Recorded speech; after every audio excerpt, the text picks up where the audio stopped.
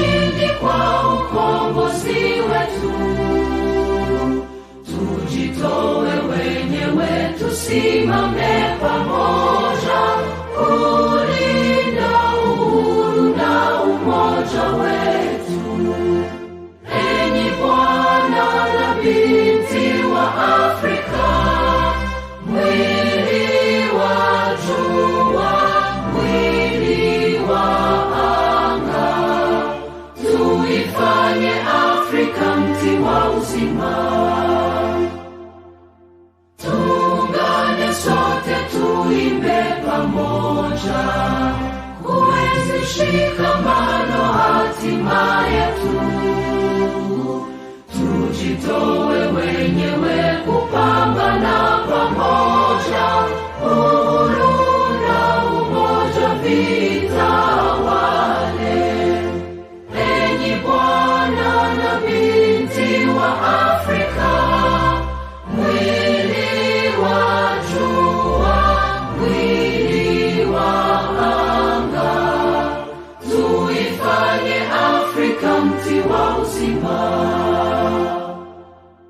Tuungane sote na tujibidishe kutoa kilicho bora kwa Afrika, chimbuko la wanadamu, chemchemi ya utamaduni, tumaini letu wakati wa mafarakano. Enyi Bwana na binti wa Afrika, mwili wa jua, mwili wa anga, tuifanye Afrika mti wa uzima.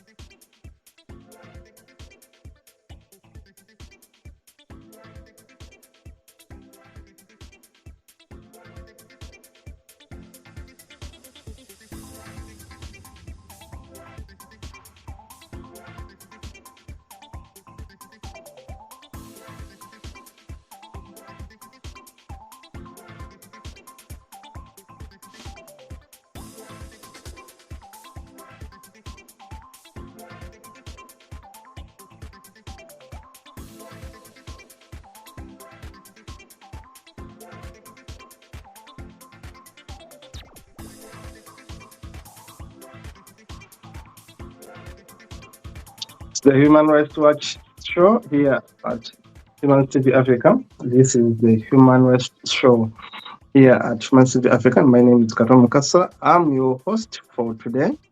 And of course, I want to welcome you to watching Human Rights show at Human TV Africa. I want to encourage you to please subscribe to Human TV Africa. Of course, it is Human TV Africa, the handle you can get on YouTube and Facebook. But also you can write to us an email. Our email is info@humanstvafrica.com. Send us that email. But also send us a WhatsApp message on that number right there. And of course, our communication officer will be able to talk with you and get you on board. We are looking for people you can work with, volunteers, researchers, of course, journalists, lawyers, social workers, and all scientists. They are out who are willing to share knowledge with people. We want to welcome you to join us. Remember, Human TV Africa is a registered charity. It is an NGO. We are a non-government organization registered to do the work we do right now. And we have studios in several countries. We have studios in Uganda. We have studios in Kenya, studios in Zambia, Zimbabwe. We have studios in Nigeria and Ghana. We have studios in Sierra Leone. We have studios in the UK. And of course, we have studios in the US. And we are growing. We invite you to join us and be part of a team that seeks to empower, inform, educate, share knowledge, and of course, learn from you. We want to empower each other one day at a time, one village at a time, and of course, one family, one community at a time. This is why we are here. Today is the Human Rights Show. Human rights. As a lawyer, I'm much interested in issues, human rights, and these are issues we handle here at Human Rights, Humanist TV Africa. And today I'm going to talk about rights of prisoners, and specifically in Uganda. This is part 2 on rights of prisoners in Uganda. When I say Uganda, of course, when you're in Africa, these are the same kind of issues we're talking about. Uganda has over 76,000 prisoners. Uganda has over 76,000 prisoners. Yet, the capacity of Uganda's prisons can only take 20,000 prisoners. Listen to this. You have prisons that can only take 20,000 prisoners, yet in your prisons, you have 76,000 prisoners, which means in excess, you have over 56,000 prisoners in excess to your capacity. How many prisons do we have in Uganda? We have 254 prisons in Uganda. We have 254 prisons in Uganda that were designed to take only 20,000 prisoners, that as I speak today, they are taking 76,000 prisoners, from 20,000 to 76, an increment of 56,000 prisoners that are overflooding the prisons. In the percentages, we are overflooded by 300%. Now, it means that the rights of prisoners in Uganda are violated. Number one, by poor feeding. The way our prisoners are fed in Uganda is absurd, is terribly bad. They eat once in a day, a bit of beans that you can count with your fingers. You say 1 bean, 2, 3, 4, 5 beans on a plate, and then a little bit of portion, maize flour, or ugali as they call it in Kenya. Now you give someone a bit of portion or ugali and then a little bit of beans, and that meal comes once a day. Now that is rights violation, number one. Poor feeding in prisons. Number two, the way these prisoners sleep is appalling. Remember, they're overcrowded. They're sleeping on each other. And as a result, there are so many diseases coming up. Communicable diseases, contagious diseases coming up within these prisons. And therefore, people suffer and sometimes die because of the poor hygiene in our prisons in Uganda. The other issue that is so much keen to observe is the issue of beatings. Wardens, prison officers beating prisoners. Corporal punishments is rampant in Uganda's jail. The other issue is, of course, delayed communication with their families sometimes, and of course, delayed justice. You find someone is on remand for over 3 years, for over 4 years. That is against the law, to be on remand for such a long time. Someone should be on remand for a short period of time, and then his case, her case is heard. Now, because of the case overload or backlog of cases in Uganda, you find that so many prisoners remain for so many months on remand. But remember, a prisoner on remand, a person on remand has rights, including the right not to be forced to work, including the right to appear in court, access their lawyers, just like any other prisoner. Now, in Uganda, prisoners are taken to dig on private farms, and this is a violation of their rights. The law says that a prisoner should only work on a government farm and under supervised circumstances and must be paid. But sadly, our prisoners work and are not paid because officers of the prisons take them and give them private work for private gain. This is a violation of prisoners' rights in Uganda. And of course, we have also seen situations where prisoners who went to prison with pregnancies have lost their pregnancies, like Stella Nyanzi here. I'm going to be showing you her images right there. And of course, delayed justice, lack of meeting with the lawyers, and all these are violations. Having children that are above 18 months, having them in cells, in prisons, is a violation of both the rights of the child, but also the rights of the mother. A child who's above 18 months must not be in prison cells. They must be in a mad home, a foster care home, or a children's center, but not actually in a prison. They must be in a home for children, not a prison. Now, these are rights violations. Poor meals, lack of medication, inability to meet their parents, relatives, and all that stuff. The only right which a prisoner cannot have legally is the conjugal right. The right to have sex, that one, you cannot have it in prisons in Uganda because there are genuine concerns of spreading of HIV and all these other issues. But other rights should remain available to a prisoner.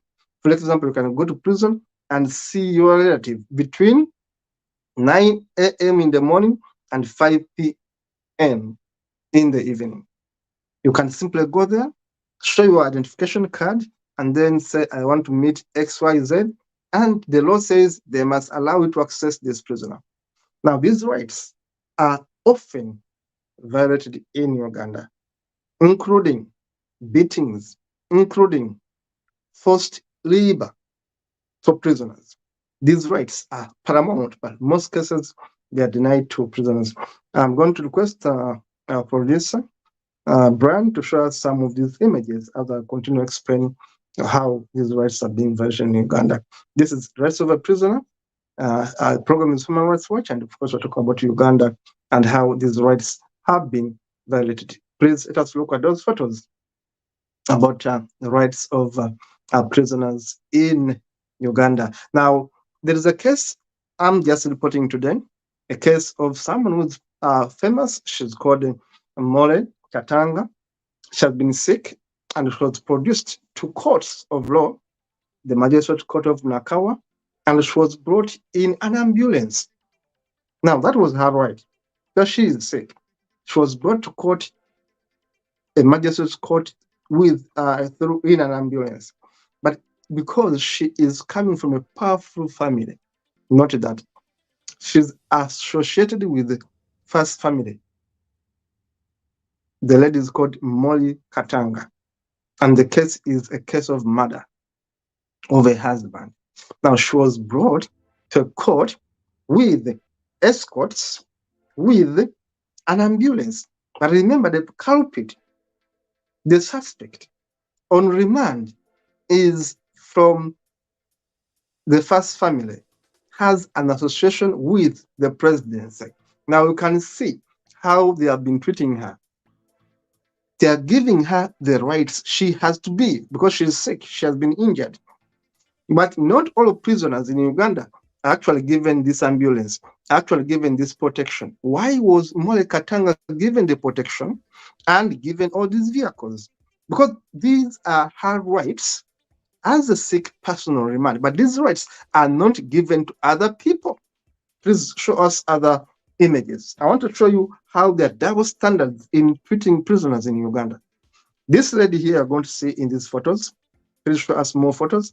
She was escorted, guarded by so many police officers and prison warders, given so many powerful lawyers in Uganda.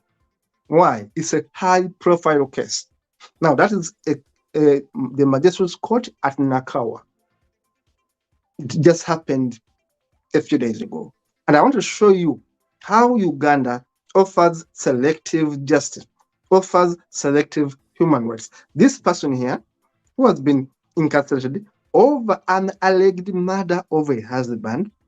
She's called Mole Katanga. Please show us more images. Show us more images as we conclude this. That lady there, she has been wounded, she has been sick. She was brought to court with full attention of police officers. She was properly guarded. And these are her rights because she's a sick prisoner. And she was surrounded by all these prison warders who must be female because she's a lady. But the rights you see given to Mole Katanga are not the same rights given to other prisoners in Uganda. Why? Mole Katanga comes from a powerful family that is connected to the presidency in Uganda. And there is a case of murder. You can see the Attorney General right there, and you can see former ministers, bigwigs in court, former Attorney General and the others in court, public turning to view this big profile case at Nakawa Magistrates Court. Now, this lady, why do you talk about her? Because she has been given her full rights as a sick person on remand. Yes, she is on a murder case, yes, but she remains with her rights. You can see how people come to demonstrate. And this is also allowed to go to court and demonstrate peacefully. You put on a t-shirt and say, "Justice for Katanga, the man who was killed." Now, the relatives have come to court and say, "We want justice for the dead man, justice for Katanga," and they're putting on these t-shirts. Now, this is allowed in law. You can protest, including in court premises. It's allowed. But how do you protest? You protest peacefully. Put on t-shirts. Don't make noise. Respect the court premises, but you can protest. You can see the publicity that was being given to Mole Katanga. Is this publicity justified? Did she have a right to privacy? Now, this is another high-profile case that was abused completely because she was on opposition. She's an opposition. This is Dr. Stella Nyanzi, who is currently in exile in Germany. She was a writer and she was incarcerated for almost 3 years in Uganda's prisons for simply writing poetry. And this is her lawyer, Nicholas Opio. This lady was imprisoned and she lost her pregnancy right inside Uganda's prisons. High profile case, just because she was on opposition, she was critical of the first lady, she was abused. This lady here you see is called Nabunya. That lady shaking the handshake, the hands, having a handshake with the president of Uganda. Lady there in uniform, she was called Nabunya. She was there being recognized by the president of the country. But why? This lady there refused the other lady we have seen, Stella Nyanzi, to meet her lawyers. Refused Stella Nyanzi to talk with her lawyers. She went ahead and told. Yes, Nicholas had written notes, was sharing notes with his client. Nicholas Opio, the lawyer there in suit. Stella Nyanzi, the lady there seated. Nicholas Nyanzi was sharing notes with his client, Stella Nyanzi. The lady you saw shaking the hands of having a handshake with the president, went ahead and stopped that meeting and went ahead and tore the notes which the lawyer had made to go and defend his client in a court of law. That lady there went ahead to get the papers from the lawyer and tear them so that the lawyer has no locus, has no information to base on to defend the client. Now you can see a woman torturing another woman, a woman because a woman is partisan. This woman here, you see, she's partisan now.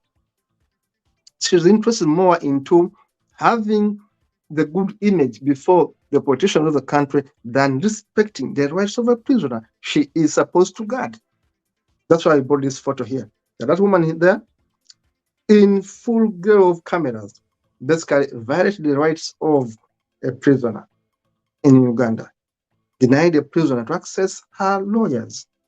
Now, these are rights that must be protected. A prisoner has a right to access her lawyers.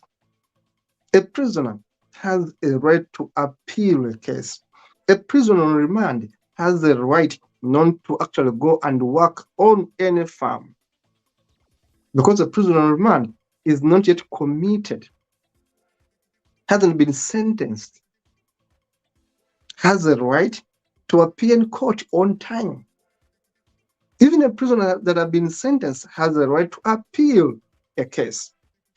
All prisoners have rights to have bond,